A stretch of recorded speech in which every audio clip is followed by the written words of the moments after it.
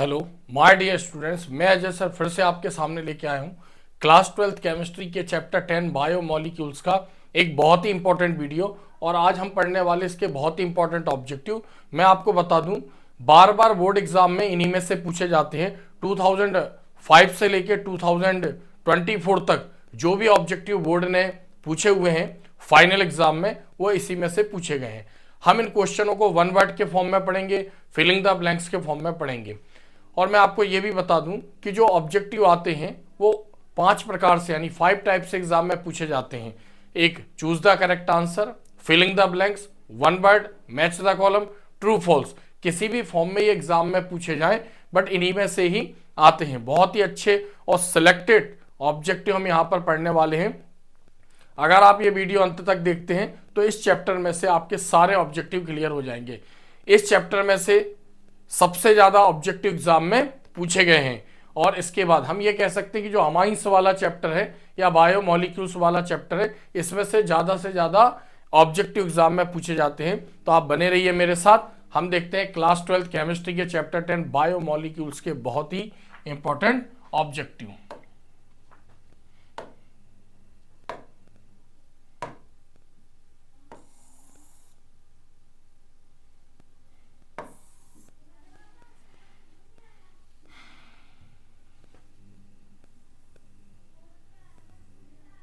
First question यहां पर हम देखते हैं, the largest molecule like proteins, the largest molecule like proteins, carbohydrate, proteins, carbohydrate and lipids, protein, carbohydrate and lipids get decomposed into simpler smaller molecules. This process is called, यानी जो protein है हमारी body में या carbohydrate या lipids जो भी हम फूड मटेरियल के थ्रू खाते हैं, उनका छोटे छोटे मॉलिक्यूल्स में टूटने की प्रोसेस क्या कहलाती है? तो हम सभी जानते हैं छोटे मॉलिक्यूल में टूटने की प्रोसेस कहलाती है कैटाबॉलिज्म। तो यहां पर आंसर क्या होगा? कैटाबॉलिज्म।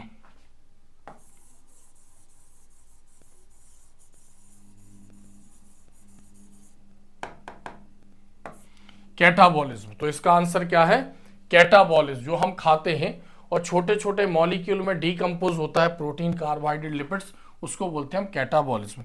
नेक्स्ट क्वेश्चन देखते हैं, ये हमारा फर्स्ट क्वेश्चन था। Next question, write the name of disaccharide present in milk, यानी हमारी बॉडी में जो डाइसैकेराइड है, यानी जब right the name of disaccharide present in milk, यानी जो हम मिल्क यानी दूध पीते हैं वो एक मल्टी न्यूट्रिएंट्स है। उसमें प्रोटीन भी होता है, कार्बोहाइड्रेट भी होता है, विटामिन भी होते हैं और प्रोटीन्स भी होते हैं। तो यहां पर हमसे पूछ रहा है कि मिल्क में कौन सा कार्बोहाइड्रेट, डाइसैकेराइड क्या है? कार्बोहाइड्रेट है।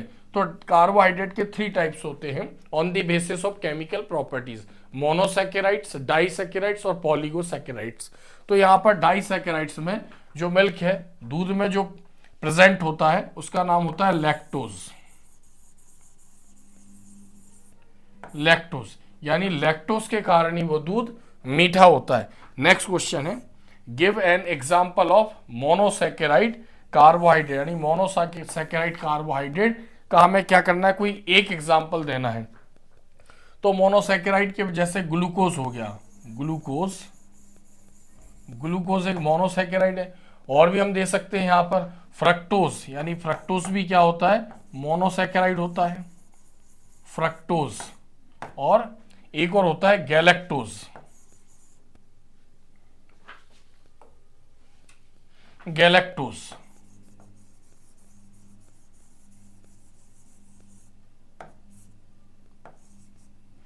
गैलेक्टोज, यानी ये 3 प्रकार के मोनोसैकेराइड है। इन तीनों में से हम कोई भी एग्जाम्पल में दे सकते हैं। जनरली ग्लूकोज या फ्रक्टोज हमें देना चाहिए। अगर तीनों में से हम चूज करें तो ग्लूकोज को हमें प्रेफरेंस देना चाहिए।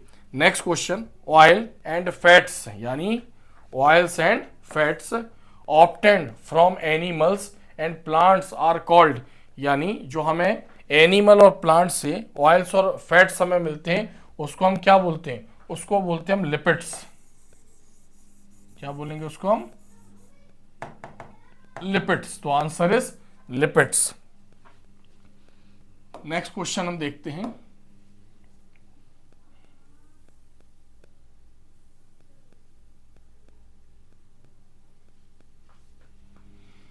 फिफ्थ नंबर का क्वेश्चन देखते हैं। Right an example of disaccharide. हमें डाइसैकेराइड का एग्जाम्पल बताना है। थोड़ा सा फाइल को हम बड़ा कर लेते हैं।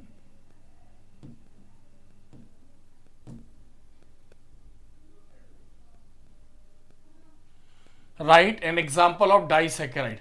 हमें डाइसैकेराइड का एग्जाम्पल बताना है। हम पहले भी बता चुके। तो डाइसैकेराइड में लैक्टोज,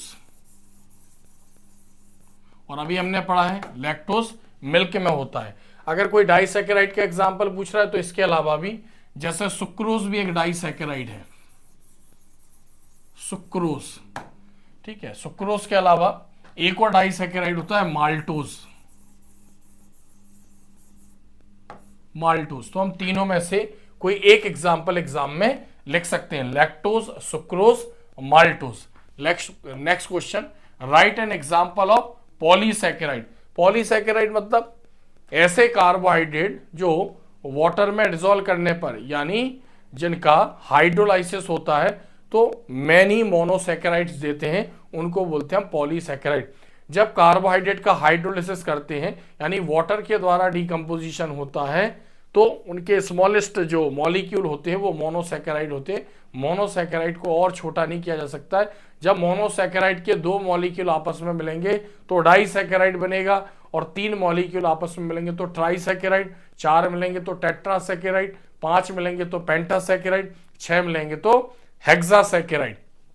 तो जैसे हमने ऊपर पढ़ा है, लैक्टोज डाइसैकेराइड है, मतलब हम लैक्टोज, सुक्रोज और माल्टोज अगर इनका हम हाइड्रोलाइसिस करवाते हैं, यानी वाटर से रिएक्ट करवाते हैं, तो ये मोनोसैकेराइड के 2 मॉलिक्यूल देंगे। जैसे लैक्टोज का करवाते हैं तो ग्लूकोज और फ्रक्टोज देता है, लैक्टोज का करवाते हैं तो ग्लूकोज और गैलेक्टोज देता है। सुक्रोज का हाइड्रोलाइसिस करवाते हैं तो ग्लूकोज और फ्रक्टोज देता है, और माल्टोज का करवाते हैं तो ओनली ग्लूकोज मॉलिक्यूल, यानी ग्लूकोज के 2 मॉलिक्यूल देता है।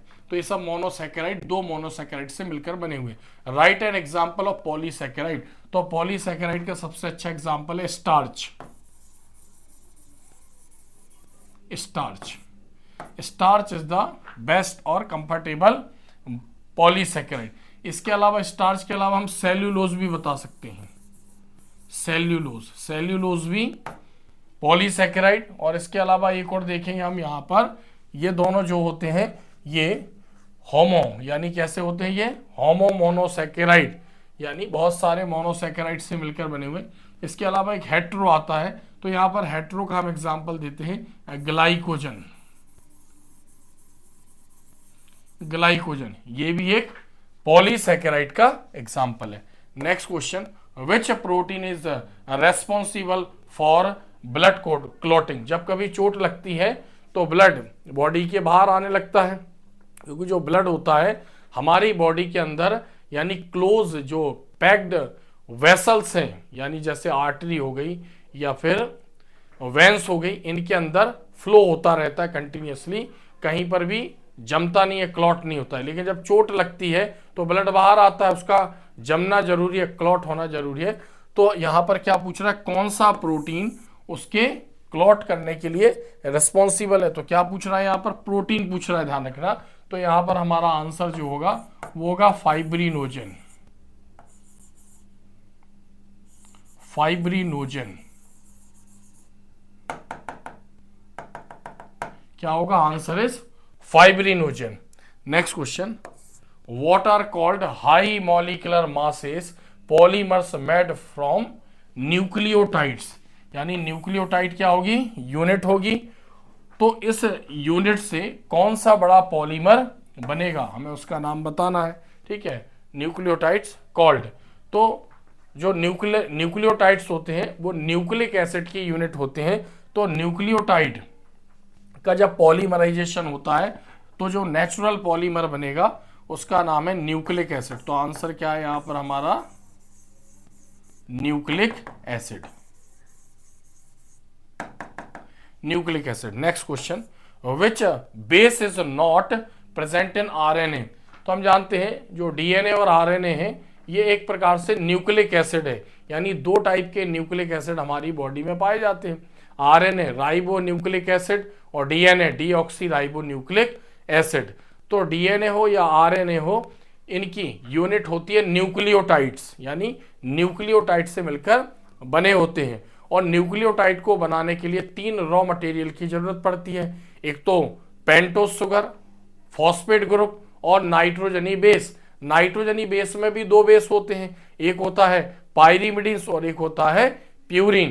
तो पायरीमिडीन्स और प्यूरिन इन दोनों को मिलाकर 5 बेस होते हैं, एडेनिन, ग्वानिन, ठीक है, थाइमिन, साइटोसिन और यूरेसिल। तो हम यहां पर बात कर रहे हैं आरएनए में 4 बेस होंगे और डीएनए में भी 4 बेस होंगे, लेकिन एक बेस आरएनए में एब्सेंट होता है और एक डीएनए में। तो हम क्या बोल रहे हैं, which base is not present in RNA में। तो आरएनए में क्या नहीं पाया जाता है, आरएनए में थाइमिन नहीं पाया जाता है। क्या बोलेंगे, थाइमिन। थाइमिन बेस इसमें एब्सेंट होता है। Next question, write the name of heteropolysaccharide, यानी हेट्रोपॉलीसैकेराइड। जैसे अभी हमने यहाँ पर एग्जाम्पल लिखे पॉलीसैकेराइड के, तो ये क्या होते हैं, होमोपॉलीसैकेराइड है। स्टार्च ग्लूकोज से मिलकर बना है, सेल्यूलोज भी ग्लूकोज से मिलकर बना है, यानी दोनों की यूनिट क्या है, ग्लूकोज। यहाँ पर जो ग्लाइकोजन है ये क्या है, हेट्रोपॉलीसैकेराइड। तो यहाँ पर आंसर क्या है, glycogen. Answer is glycogen. Next question देखते हैं हम आगे।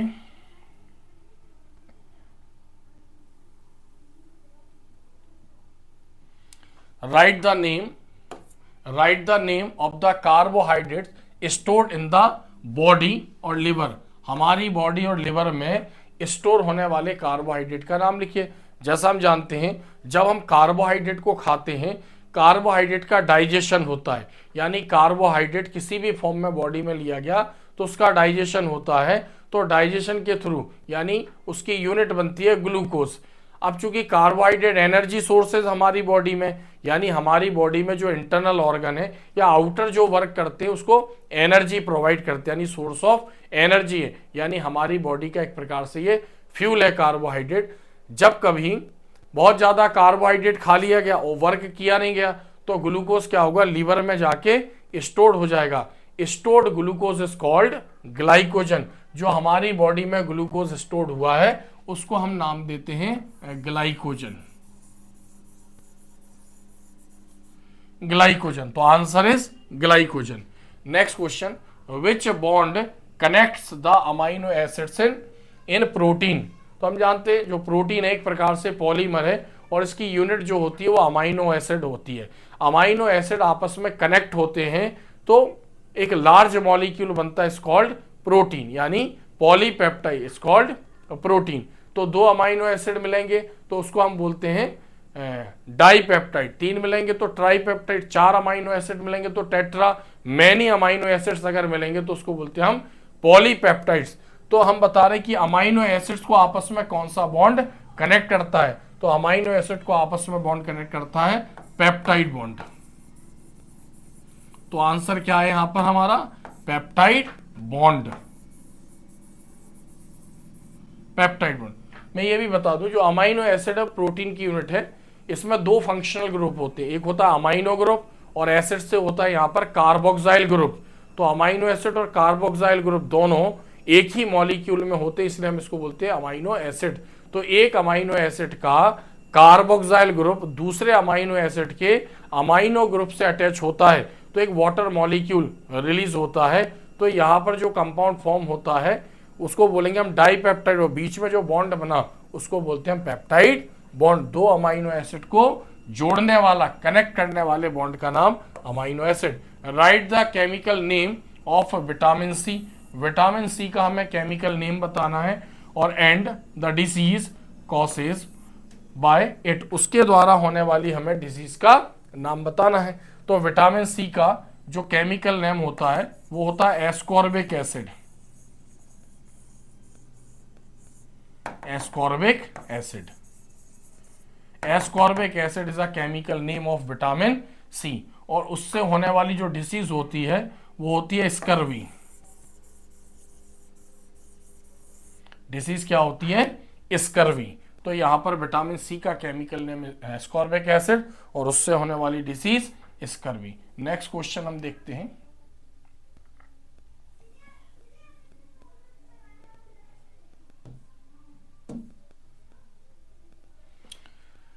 नेक्स्ट क्वेश्चन देखते हैं यहां पर हम 15 नंबर का question. Write the disease caused by insulin deficiency.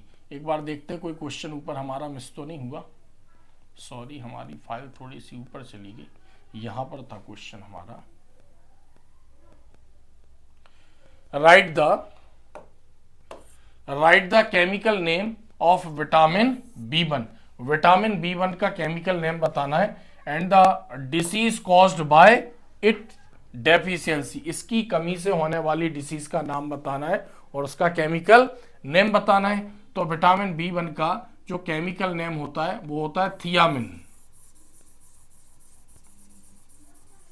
Chemical name thiamine. और इसकी कमी से जो डिसीज होती है उसका नाम होता है berry.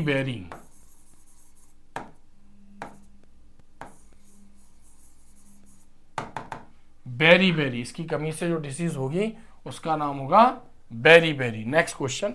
Right the disease caused by insulin deficiency. हमारी बॉडी में जो इंसुलिन बनता है वो बॉडी में एक ऑर्गन होता है पैनक्रियाज, स्टमक के नीचे होता है। तो जो पैनक्रियाज होता है वो एंजाइम भी बनाता है, हार्मोन्स भी बनाता है। तो यहाँ पर जो इंसुलिन है एक हार्मोन है। मैं आपको ये भी बता दूं, जितनी भी हमारी बॉडी में एंजाइम है और हार्मोन्स है ये सब प्रोटीन से बनते हैं, यानी जो हम प्रोटीन खाते हैं उसके थ्रू इनका फॉर्मेशन होता है। हार्मोन्स हमारी बॉडी को कंट्रोल करते हैं। हम जो भी एक्सेस ग्लूकोज खाते हैं, जैसे हम जानते हैं कि कार्बोहाइड्रेट की यूनिट है ग्लूकोज। कार्बोहाइड्रेट क्या है? जनरली हम ये बोलेंगे जितनी भी हम मीठी चीजें खाते हैं हमारी डेली लाइफ में वो सब कार्बोहाइड्रेट्स हैं।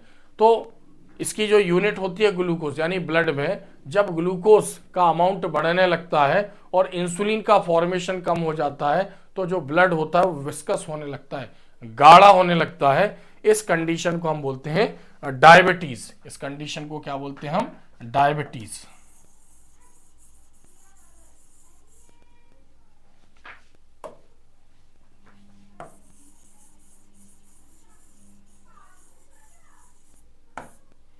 क्या कहलाता है? डायबिटीज। यानी ब्लड हमारा जो होता है वो विस्कस हो जाता है, गाढ़ा हो जाता है। एक प्रकार से हम ये कहते हैं मीठा होने लगता है। तो ब्लड में जो ग्लूकोज का अमाउंट बहुत ज्यादा इंक्रीज हो गया, जनरली नॉर्मल लेवल से ज्यादा हो गया, तो वो डिसीज की कैटेगरी में आ जाता है diabetes. Next question. Denaturation does not affect which structure of protein. जब प्रोटीन को गर्म करते हैं या इसमें कोई एसिड मिलाते हैं या बेस मिलाते हैं या अल्कोहल वगैरह कुछ मिलाते हैं तो जो प्रोटीन का प्राइमरी स्ट्रक्चर है वो सेफ रहता है, बाकी उसके सेकेंडरी और टर्सरी स्ट्रक्चर जो है वो डिस्टॉर्टेड होते हैं, यानी हम ये कह सकते हैं कि खराब होते हैं। तो जो डीनेचुरेशन, इस प्रोसेस को हम क्या बोलते हैं? डीनेचुरेशन। नेचुरल प्रोटीन का खराब होना डीनेचुरेशन। बट डीनेचुरेशन में प्रोटीन का जो प्राइमरी स्ट्रक्चर है वो क्या होता है? अनअफेक्टेड होता है, उसके ऊपर उसका कोई इफेक्ट नहीं पड़ता है। Next question. Write the monomer of protein, यानी प्रोटीन के मोनोमर का नाम बताना है। तो प्रोटीन क्या है? कि नेचुरल पॉलीमर है। तो प्रोटीन का जब डिकम्पोजिशन होगा तो उसकी यूनिट क्या होगी? यानी monomer is unit of protein. तो प्रोटीन की जो यूनिट होती है उसको बोलते हैं हम amino acid. Amino acid, protein की unit amino acid. Next question देखते हैं। Write the polymer of amino acid. अब ऊपर वाले क्वेश्चन से रिलेटेड है, इसमें मोनोमर पूछ रहा था, इसमें क्या पूछ रहे हैं? पॉलीमर। यानी अमाइनो एसिड का पॉलीमर क्या है? तो अमाइनो एसिड का पॉलीमर होगा प्रोटीन। अमाइनो एसिड का पॉलीमर क्या होगा? यहां पर प्रोटीन होगा। ठीक है, नेक्स्ट क्वेश्चन हम देखते हैं।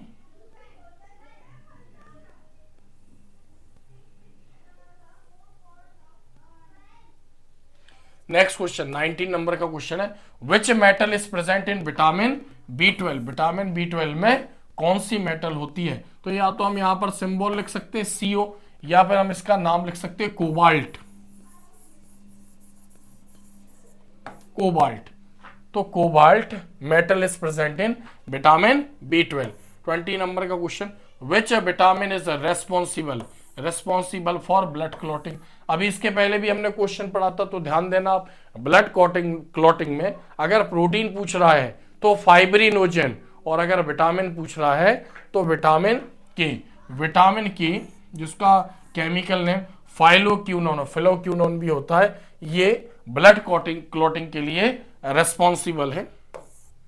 विच प्रोटीन ट्रांसपोर्ट्स ऑक्सीजन ट्रांसपोर्ट, यानी कौन सा प्रोटीन है जो ऑक्सीजन को हमारी बॉडी में यानी ट्रांसपोर्ट करता है, यानी ऑक्सीजन किस प्रोटीन के थ्रू हमारी ब्लड में सप्लाई किया जाता है। तो हम जानते हैं जब हम ब्रीथिंग करते हैं, ऑक्सीजन लेते हैं, तो लंग्स जो होता है, लंग्स के एल्वुलाई में ऑक्सीजन भर जाती है, और वहां से जो ब्लड कैपिलरीज यानी ब्लड की बहुत ही छोटी छोटी ट्यूब्स वहां से निकलती है, जिनको बोलते हैं ब्लड कैपिलरीज। तो उसमें ब्लड कैपिलरीज में क्या होता है, आरबीसी होती है, आरबीसी के अंदर होता है हीमोग्लोबिन, जो ऑक्सीजन के साथ क्या होता है, टेम्परेरी बॉन्डिंग करता है। तो आंसर क्या है यहां पर हमारा,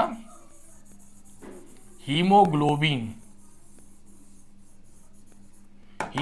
तो हीमोग्लोबिन प्रोटीन है, इसमें ग्लोबिन प्रोटीन होता है, ग्लोबुलर प्रोटीन है, और जो हेम होता है वो आयरन होता है, और Fe+2 यानी फेरस फॉर्म में होता है। ऐसा कहा जाता है कि हीमोग्लोबिन दो ऑक्सीजन मॉलिक्यूल के साथ टेम्परेरी बॉन्डिंग करता है, और जो हमारी बॉडी के इंटरनल पार्ट, पूरा बॉडी सेल्स और टिश्यूज से मिलकर बनी है, तो जब सेल्स और टिश्यूज के पास आरबीसी जाती है तो ऑक्सीजन को वहां से अलग कर देती है, और फिर फ्लो होके कंटिन्यू लंग्स में आ जाता है हीमोग्लोबिन, यानी आरबीसी फॉर्म में।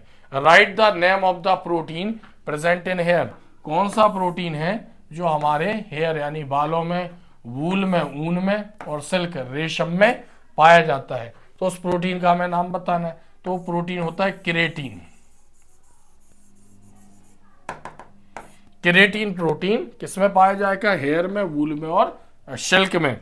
Next, right the name of carbohydrates stored animals. हम पहले भी पढ़ चुके हैं कि हमारी बॉडी में स्टोर होने वाला कार्बोहाइड्रेट, या एनिमल के अंदर होने वाला कार्बोहाइड्रेट, या लीवर के अंदर होने वाला कार्बोहाइड्रेट, या हेट्रोपॉलीसैकेराइड, कुछ भी पूछता है तो इसका आंसर है ग्लाइकोजन।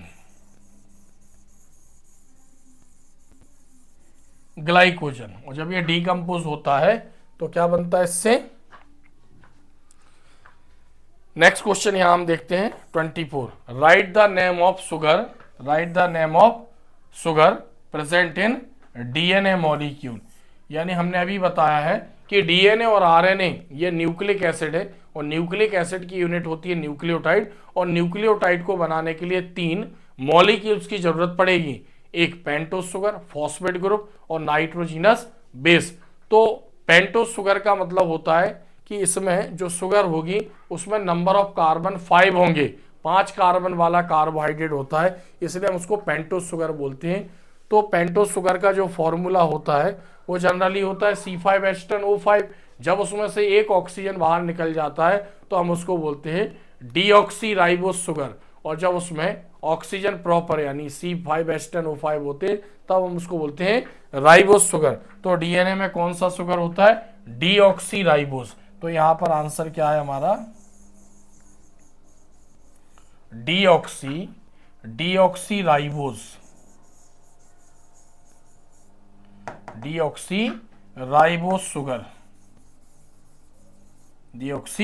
राइबोस शुगर किसमें पाया जाता है, ये डीएनए में। नेक्स्ट क्वेश्चन के लिए हम फाइल को ऊपर करते हैं।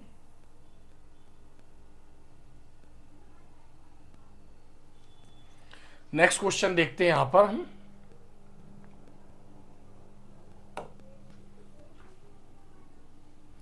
ट्वेंटी 25 नंबर का क्वेश्चन है, right the name of the organic biomolecules found in largest amount in the living system. यानी हमारी बॉडी में सबसे ज्यादा पाए जाने वाला ऑर्गेनिक कंपाउंड कौन सा है। तो हमारी बॉडी में सबसे ज्यादा पाए जाने वाला जो ऑर्गेनिक बायोमोलिक्यूल्स है वो प्रोटीन होता है। तो आंसर इज प्रोटीन। कार्बोहाइड्रेट भी पाया जाता है, बट सबसे लार्जेस्ट अमाउंट में प्रोटीन होता है। Next 26 which nitrogenous base is found in place of uracil in DNA. मतलब डीएनए में 4 नाइट्रोजनी बेस पाए जाते हैं, तो वो कौन सा बेस है जो डीएनए में तो पाया जाता है बट आरएनए में नहीं पाया जाता, तो आरएनए में यूरेसिल पाया जाता है। तो यूरेसिल की जगह पर डीएनए में कौन सा बेस पाया जाता है? क्योंकि हम इसको पहले आरएनए के क्वेश्चन में भी एक बार पढ़ चुके हैं, तो यहाँ पर place of uracil in DNA, तो डीएनए में यूरेसिल के प्लेस पर क्या पाया जाता है? यहाँ पर थाइमिन। तो आंसर क्या है यहाँ पर? Thymine. Next question, which bond present between glucose molecules in carbohydrates. तो अभी हम बार बार बात करते आ रहे हैं, कार्बोहाइड्रेट जितने भी हैं उन सबकी यूनिट क्या होती है? ग्लूकोज होती है। तो ग्लूकोज मॉलिक्यूल्स आपस में अटैच होते हैं तो बनता है कार्बोहाइड्रेट, जिसको हम पॉलीसैकेराइड भी बोलते हैं। यानी जब जो कार्बोहाइड्रेट की यूनिट होती है वो होती है ग्लूकोज, जिसको जो एक मोनोसैकेराइड भी है। जब 2 मोनोसैकेराइड आपस में मिलेंगे तो डाइसैकेराइड, 3 मिलेंगे तो ट्राइसैकेराइड, 4 मिलेंगे तो टेट्रा, पेंटा, बहुत सारे मिलेंगे तो पॉलीसैकेराइड। तो यहाँ पर जो कार्बोहाइड्रेट है जिसकी यूनिट ग्लूकोज है, कौन से बॉन्ड द्वारा आपस में अटैच होंगे? तो यहाँ पर आंसर है ग्लाइकोसिडिक बॉन्ड या ग्लाइकोसाइडिक बॉन्ड, ग्लाइकोसाइडिक बॉन्ड। ठीक है, तो ग्लूकोज मॉलिक्यूल ग्लाइकोसाइडिक बॉन्ड द्वारा आपस में अटैच होकर कार्बोहाइड्रेट का फॉर्मेशन करते हैं। नेक्स्ट क्वेश्चन देखते हैं हम आगे।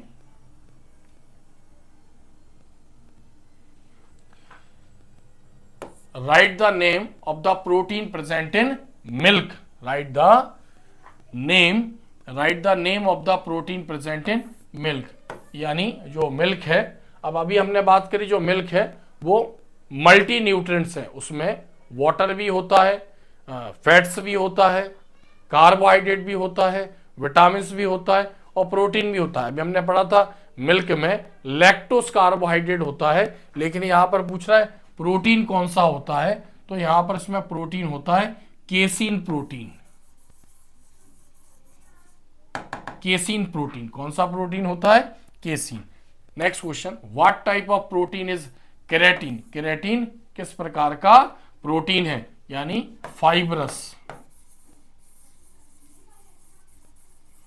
फाइब्रस प्रोटीन है ये। और which enzyme decompose maltose into glucose. Maltose से ग्लूकोज, क्योंकि माल्टोज डाइसैकेराइड है और ग्लूकोज मोनोसैकेराइड है, तो माल्टोज का जब हाइड्रोलिसिस होगा वाटर से रिएक्ट करेगा तो इससे केवल ग्लूकोज मॉलिक्यूल बनते हैं। तो ऐसा कौन से एंजाइम के द्वारा होता है? तो उस एंजाइम का हमें नाम बताना है। तो यहां पर एंजाइम का नाम होगा माल्टेज। माल्टेज कौन सा एंजाइम है? Maltase. Which disease is caused by deficiency of vitamin D. Vitamin D हमारी बॉडी में, जैसे हम कहते हैं कि जो सनलाइट होती है उसमें विटामिन डी होता है, बट ऐसा नहीं है। हमारी स्किन के नीचे एक ऑर्गेनिक कंपाउंड होता है जिसका नाम होता है अर्गोस्टेरॉल। तो जब अर्गोस्टेरॉल पर जो मॉर्निंग टाइम की सनलाइट पड़ती है तो उसको विटामिन डी में कन्वर्ट कर देता है। तो अर्गोस्टेरॉल सनलाइट के प्रेजेंस में विटामिन डी में कन्वर्ट हो जाता है। हमारी बॉडी में अगर विटामिन डी नहीं जाएगा तो उसकी कमी से कौन सी डिसीज होगी? तो उसकी कमी से डिसीज होगी रिकेट्स। रिकेट्स कौन सी डिसीज होगी? रिकेट्स। हड्डियां वगैरह हमारी कमजोर होने लगती हैं। Starch is a dash saccharide. कौन सा सैकेराइड है स्टार्च? तो हमने अभी एग्जाम्पल पढ़े थे पॉलीसैकेराइड के, हमने 3 एग्जाम्पल पढ़े थे, स्टार्च, सेल्यूलोज और ग्लाइकोजन। तो यहाँ पर स्टार्च किस प्रकार का सैकेराइड है? तो हमें आंसर यहाँ पर लिखना है पॉलीसैकेराइड। मतलब वो पूछ रहा है कि स्टार्च मोनोसैकेराइड है, डाइसैकेराइड है या फिर पॉलीसैकेराइड है। यानी मोनोसैकेराइड, ओलिगोसैकेराइड और पॉलीसैकेराइड। ओलिगोसैकेराइड में 2-3 टाइप आती है, डाइसैकेराइड, ट्राइसैकेराइड, टेट्रासैकेराइड, पेंटासैकेराइड, ऐसे। नेक्स्ट 33 नंबर का question, vitamin dash is found in आंवला। आंवला में कौन सा विटामिन पाया जाता है? तो जितने भी जो खट्टे फ्रूट्स हैं उसमें जनरली विटामिन सी पाया जाता है। तो यहाँ पर आंसर क्या है, यहाँ पर आंसर है विटामिन सी। कौन सा विटामिन होता है, विटामिन सी, जिसको हमने पढ़ा था केमिकल नेम एस्कॉर्बिक एसिड, और इसकी जो कमी से डिसीज होती है वो होती है scurvy.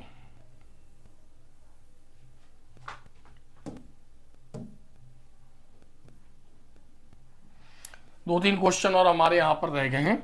Next question, complete oxidation of glucose. जब ग्लूकोज का कंप्लीट ऑक्सीडेशन होता है हमारी बॉडी में, यानी ग्लूकोज क्या करता है, एनर्जी प्रोवाइड करता है, सेल के अंदर ग्लूकोज एंटर होता है और एंजाइम की प्रेजेंस में कंप्लीटली अगर इसका डिकम्पोजिशन होता है तो 38 एटीपी मॉलिक्यूल बनते हैं, 38 एटीपी मॉलिक्यूल, जिसको अगर हम किलो कैलोरी में देखें तो 673 किलो कैलोरी एनर्जी प्रोवाइड करता है एक ग्लूकोज का अगर कंप्लीटली ऑक्सीडाइज होता है, यानी कंप्लीटली उसका ऑक्सीडेशन होता है। एटीपी का फुल फॉर्म होता है adenosine triphosphate, adenosine triphosphate. 35 dash polymers are made from alpha amino acid, यानी कौन सी अमाइनो एसिड का पॉलीमर क्या है, अमाइनो एसिड मोनोमर है। तो यहां पर हमें बताना है प्रोटीन, यानी आंसर क्या है यहां पर हमारा प्रोटीन। जो प्रोटीन है वो polymers are made from alpha amino acid. Alpha amino acid का मीनिंग ये है कि चूंकि अमाइनो एसिड में दो फंक्शनल ग्रुप है, अमाइनो ग्रुप है और कार्बोक्साइल ग्रुप है। जब अमाइनो ग्रुप और कार्बोक्साइल ग्रुप दोनों एक ही कार्बन से अटैच होते हैं अमाइनो एसिड में, तब हम उसको बोलते हैं अल्फा अमाइनो एसिड। हमने पढ़ा भी है केमिस्ट्री में, अगर कोई फंक्शनल ग्रुप किसी कार्बन से अटैच है तो उस कार्बन को हम अल्फा कार्बन बोलते हैं। तो एक ही कार्बन से दोनों अटैच होने के कारण उसको हम अल्फा अमाइनो एसिड भी बोलते हैं। बोथ कार्बोक्सिलिक ग्रुप, कार्बोक्साइल भी बोलते हैं, both carboxylic group and dash are present in amino acid. तो अभी हमने बताया कार्बोक्सिलिक ग्रुप के अलावा एक और ग्रुप होता है जिसको हम बोलते हैं amino group. Amino group, amino group are present in amino acid. Next question है, लास्ट क्वेश्चन हमारा, glucose and fructose contain dash and dash functional group. Glucose और फ्रक्टोज दोनों में कौन सा फंक्शनल ग्रुप होता है, तो ग्लूकोज में जो फंक्शनल ग्रुप होता है वो होता है एल्डिहाइड। कौन सा फंक्शनल ग्रुप होता है, एल्डिहाइड, एल्डिहाइड। हम यहां पर ये भी लिख सकते थे CHO। और जो कीटोन में फंक्शनल ग्रुप होता है वो, सॉरी, फ्रक्टोज में होता है वो कीटोन होता है। कौन सा फंक्शनल ग्रुप होगा, कीटोन। कीटोन को हम इस टाइप से भी बना सकते थे। तो ऐसे हमने बहुत ही इंपॉर्टेंट ऑब्जेक्टिव पढ़े जो बार बार एग्जाम में पूछे जाते हैं। इन्हीं में से ही मैं आपको बार बार फिर बता रहा हूं, आपके स्कूल में जो एग्जाम होते हैं, यानी फर्स्ट टर्म हो गया, हाफ ईयरली हो गया, या प्री बोर्ड होने वाले होंगे, या जो टेस्ट वगैरह होंगे इस चैप्टर के, या प्रीवियस ईयर के भी हम क्वेश्चन पेपर देख सकते हैं। जनरली इन्हीं में से ही ऑब्जेक्टिव पूछे गए हैं और बार बार इन्हीं में से पूछे जाते हैं। अगर वीडियो आपको अच्छा लगे तो वीडियो को लाइक करें, चैनल को सब्सक्राइब करें और अच्छे कमेंट्स करें और अपने फ्रेंडों के पास वीडियो को शेयर करें, ताकि कहीं ना कहीं उनको भी इस वीडियो का बेनिफिट मिलेगा। ऐसे ही अच्छे वीडियो आपके सामने लाता रहूंगा। आज के लिए इतना ही, धन्यवाद।